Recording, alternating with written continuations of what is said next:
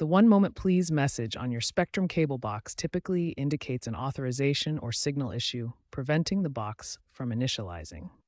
First, perform a power cycle. Unplug the box from the power outlet for 60 seconds, then plug it back in.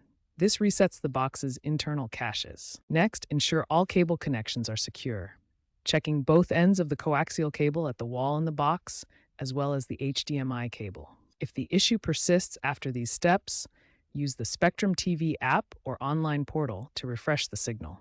This sends a new authorization signal to your box, often resolving the problem within minutes. This often resolves the authorization or signal issue quickly.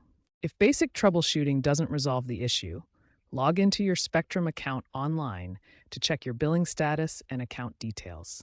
Unpaid balances can cause authorization errors that prevent the box from working properly. For ongoing signal problems, try a factory reset on the cable box. You'll find the reset button usually located on the back of the device. Be aware that Spectrum is moving towards streaming services and AI-powered diagnostics. Future cable boxes are designed to automatically fix errors without user intervention. If the problem persists, contact Spectrum support for a professional signal meter test or hardware replacement.